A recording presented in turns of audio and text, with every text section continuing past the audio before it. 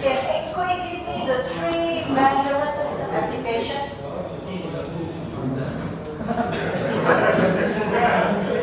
No, Inqui is the brother. I don't want Inqui.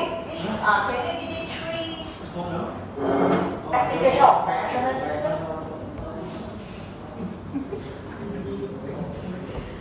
Okay, regulating trade, or you have, if you want to explain your own words also can. The second will be monitoring function. Third one will be automatic feedback control system.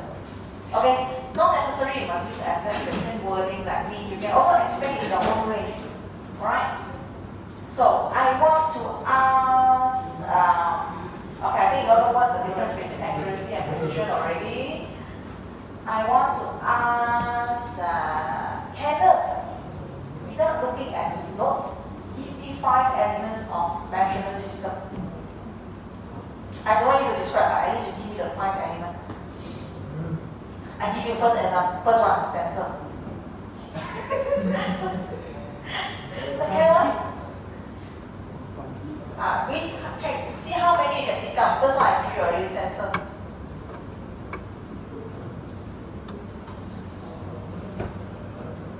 What are the 5 elements? Sometimes it's not. You can actually pick up a lot of things there.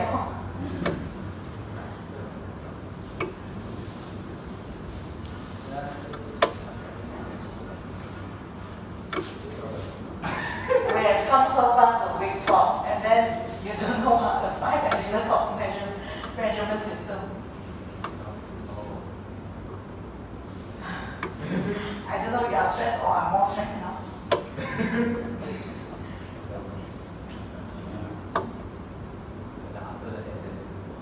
Hey, don't feel like this. I don't want to prepare receipt paper for you. Just let me go on my holiday happily, okay?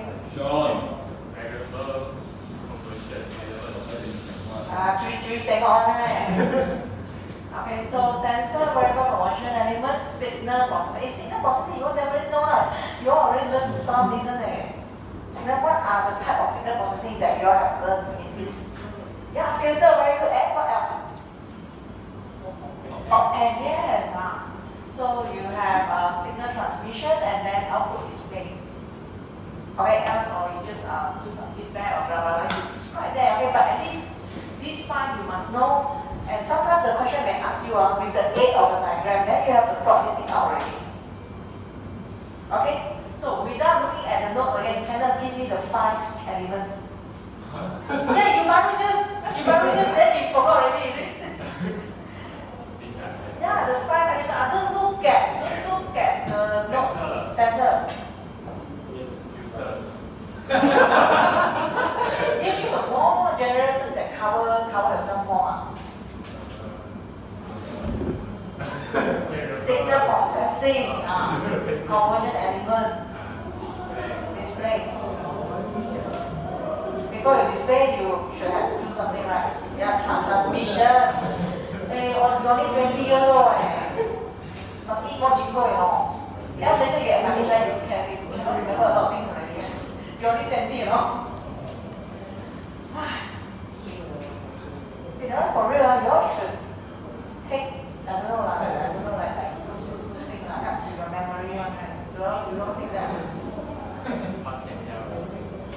When we already, you know, if you at my age, I think when I do eat the eye supplement, my eye will go like very dry already. When you eat, you really can feel the difference.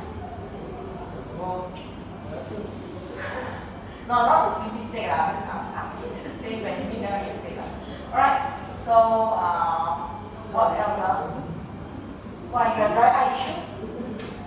Red eye issue. Oh, you know, I'm not sure. I think I got the dry after I took my last It's like a side effect. So sometimes you see like my eye, like, I think like that because it's so dry, I cannot open my eye.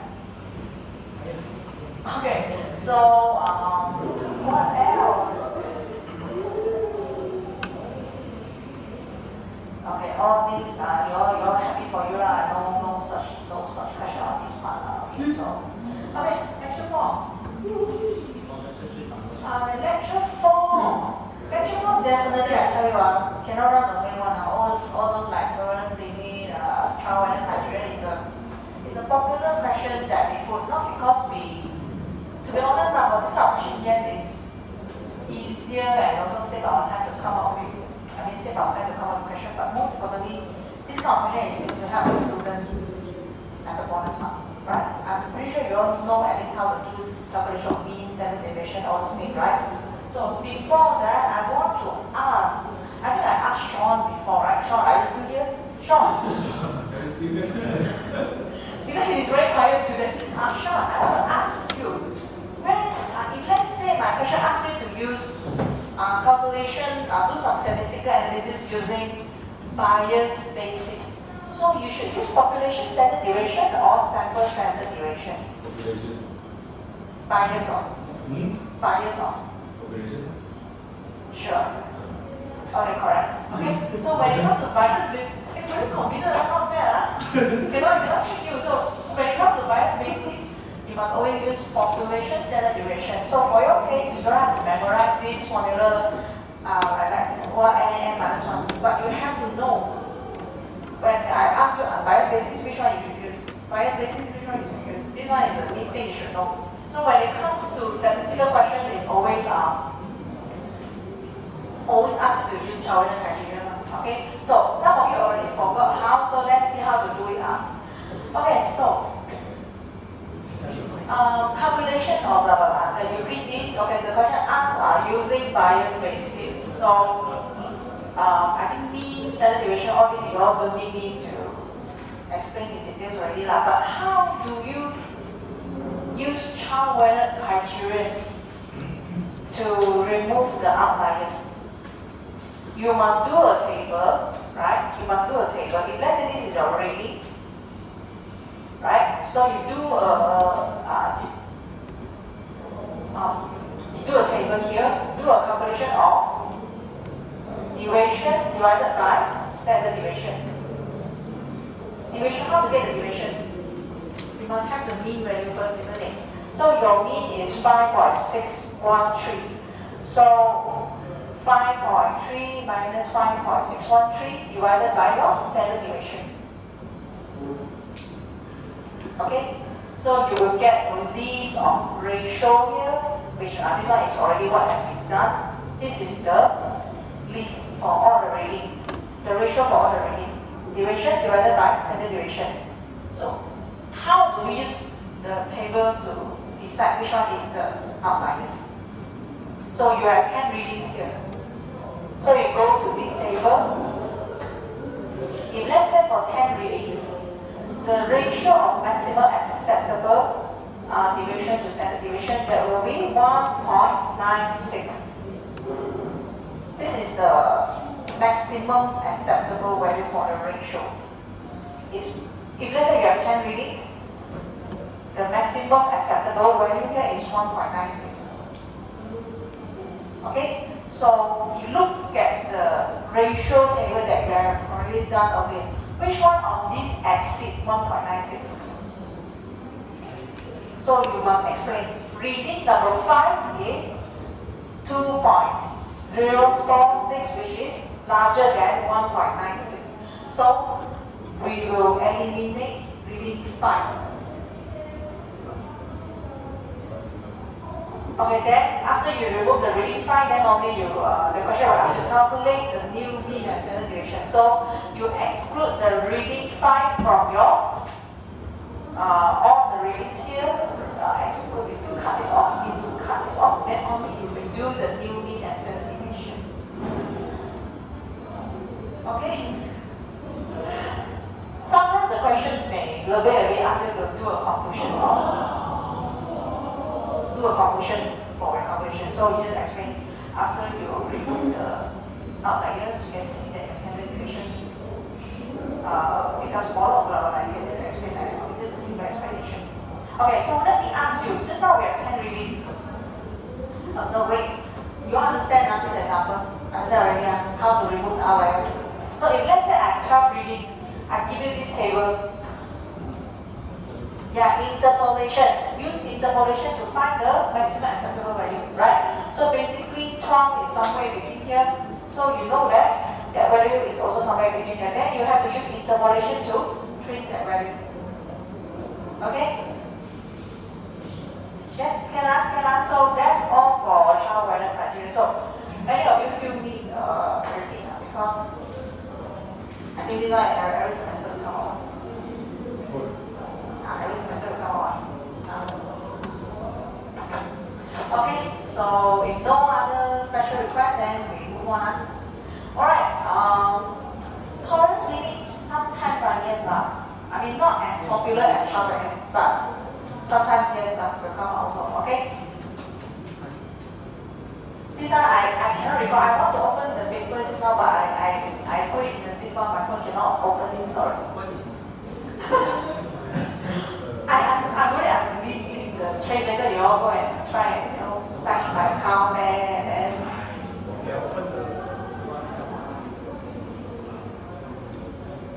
Sorry. It's quite dangerous if you open my inbox because later other people also will read. So I try to avoid logging into my Google using the public computer, but it's still too late. Okay, so another popular question, uncertainty analysis. So up until now, anyone still do not know. We go through a lot of questions on uncertainty. Cannot. Okay, so we cannot do a summary. When it comes to uncertainty analysis, what are the basic steps? First steps, find out what? Partial derivative, yes, to be specific, find out the first order partial derivative. And so far, other than polynomial degree or polynomial function or those in multiplication form, we do not have any other special function like not even sine, cosine will appear. So it's just some basic differentiation work there. Okay, so. Don't worry, you won't have those very odd one like 1 over 4 something. No. Okay, no such thing. Okay, so far this is normal polynomial function or those like multiplication like a b square over c square something like this. Just simple one like that. Okay, so first thing is always find the partial derivative. Second, so far start already. You don't need to identify all your uncertainty one. Because sometimes you need to process your uncertainty also, right? Sometimes in percentage form, you must convert the value. And also make sure unit, sometimes meter, centimeter, all these things. Okay, you must take note of that. Okay, third step then only is the RMSS method, right? You combine all your partial derivative with your uncertainty, square it, plus, duplicate the same. Then sum them all up before you square them. So this is what we call root sum square. Do you all need to do a revision of this? No? Yes, I think you all can. You only need to explain again on uncertainty. You go through the tutorial, we have all the solution there already. So, let me see, I think I already uploaded the solution, but let me see if I have the copy of the morning one. I think the one that we discussed together. I think no one. Oh, I think in my another tablet. So I will re-upload that. Maybe this morning the answer then.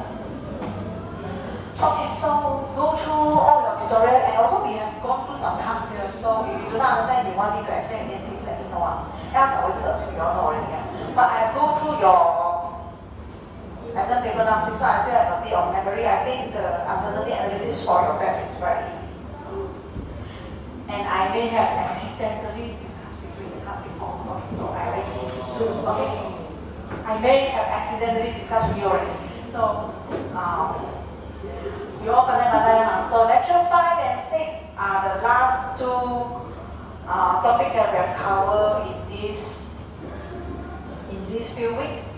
So before I go into this, I want to ask Xi Yuan, what's the difference between zero order system and first order system? One is instantaneous, Oh, okay, very good. Yeah, you can tell the difference very clearly. Okay, one is you have instantaneous change in the output. Okay, output change instantaneous. instantaneously when the input change. And then when you come to first order system, there will be some time delay. If let's say the question is like 5 marks, you try to elaborate a little bit more. Okay, you can say in terms of mathematical model, zero order do not have any derivative, but first order system you have first order derivative terms in the mathematical model. That's it. So elaborate a little more, you will see the marks is a little bit more. Okay, so you can look at this. Okay, so basically, anything change in the input, you will see a very straightforward change in the output. So this is usually how a zero order system behaves, right? You can see an instantaneous change. Okay, so when it comes to first order system, there will be some time delay. So that's why you will see us calculating like time delay or time constant, right? Time constant basically tells you the speed of the system response. So I would like to ask, can you give me the definition for time constant and rise time? What does time constant mean? What does rise time mean? Time constant is the time taken for you to achieve 63.2% of the final output. So how about rise time? 90%. Okay, very good. So this we have also mentioned there are many types of input, right? But we only focus on step input and also frequency input, which is sinusoidal input. Okay, do you have to be bothered with the transient response for first order system? No, because transient response is the one that will decay to zero after some time. Okay, so we focus only on the steady state response. So look at this error fraction. Okay, so we have mentioned before, you can see the relationship between the output signal and the error fraction. So when you have just introduced the input, your system responds nothing, right? 0%. At that point, right, your output is 0, but then your error fraction is 100%. Your error fraction equals to 1.0, 100% error. Because your system did not respond to anything. So when your output slowly catch up with the response, your error fraction also will drop accordingly. Okay? So means that if let's say my system responds 20%, then my error fraction will be 80%. Right? When my system responds 63.2%, my error fraction will be 36.8%, 0.368. So when my system responds 90%, rise time, right? Rise time means your system responds 90%. Your error fraction will be equal to, sorry? 0.1. Your error fraction will be equal to 0.1. Okay? So,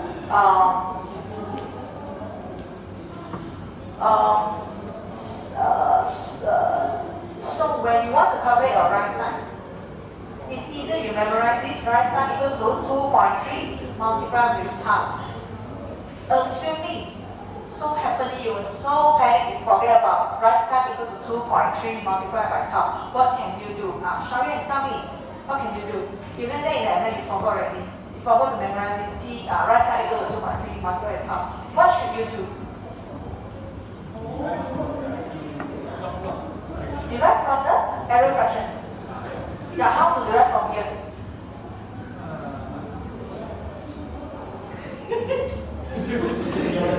Why you have to laugh like that? Come already. I got to take up. Yeah, if let's say I ask you to calculate rise time, we forgot rise time is 2.3 multiplied with tau. So how do you get it from here? It's true that you need to do something with the error fraction, but what to do with it? You try to recall back. What does rise time mean? Yeah, rise time means your system responds 90%. So you say you want to use error fraction. So how are you going to use the error fraction? 0.9. Yes, your error fraction is 0.1 because rise time means your system responds 90%. Your error fraction will be 10%, which is 0.1. So exponential negativity over tau equals to 0.1, right? Equals to 0.1. So this t here now is what you're looking for, right? Tau. So if you do some calculation there, you will actually end up getting right side equals to 2.3 multiplied with tau.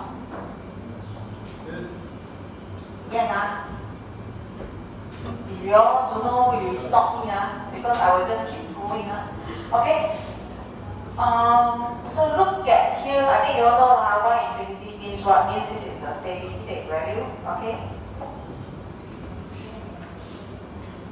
Ramp response, no question of that. So we have frequency response. So don't worry about that. All these are output for example, the solution, which is the steady state response, and then all these amplitude, and then phase shift, time delay, amplitude ratio. All these are provided in exam. You just have to do all the calculation accordingly.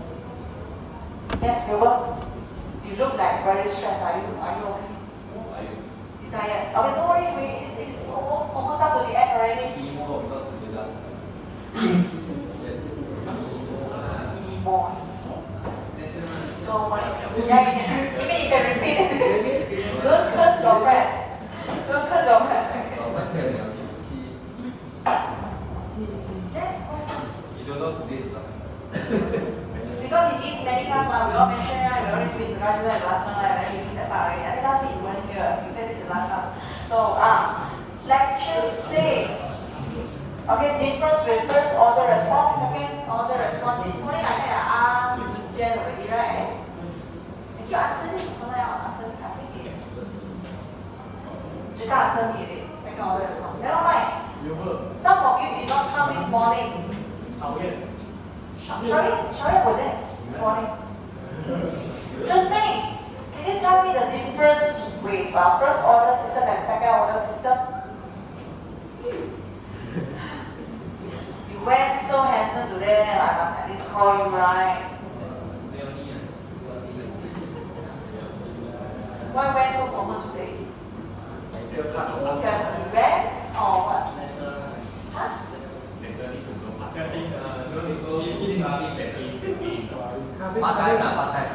Part-time need to wear so formal one. Event. Very busy actually, always participating in that thing. Okay, Chun-Ming, what's the difference between first order system and second order system? How do you tell the difference? Because sometimes I can see students they cannot differentiate the question is asking for first order or second order. So I want to ask you, how do you identify first order system from second order system? Those who don't know, please look from your notes now. Zhen also I can put, yes. Sorry? Yeah, you will have damping and then all those like natural angular frequency, and then you, of course, the response, you see second order response, you can oscillate. Right? If you want to describe mathematically second order system, you have second order derivative, right? Okay, so this is what you can explain now. Let's say, and also how you identify the question is actually asking for first order or second order. Okay? This question I think I asked in the morning, Sentai already answered, so I want to ask, who is missing? Jen-Hope, you haven't answered me right just now. Yeah. I think the question is Sean, yeah, you want. Never mind. Tell me and can you describe the 3 different damping conditions based on the output signal for this second order system? So you have under damp, you have critically damped, you have over damped. So how to explain these 3 types of damping conditions? If let's say I give you this output signal already. How to tell? What's the difference based on the output signal?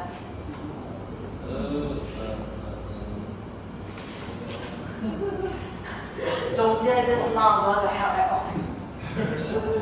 Very nice of you.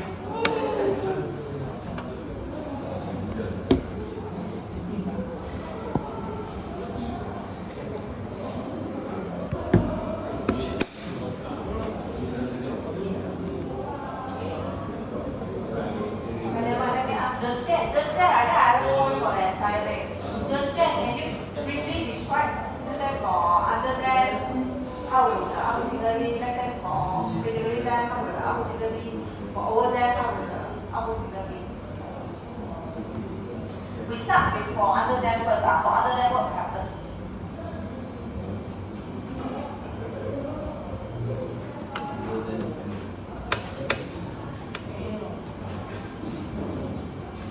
Very happy, I said. Confidence score in final.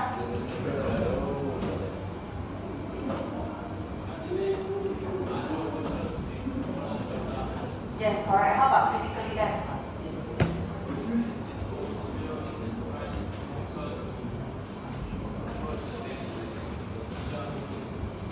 Okay, how about over there?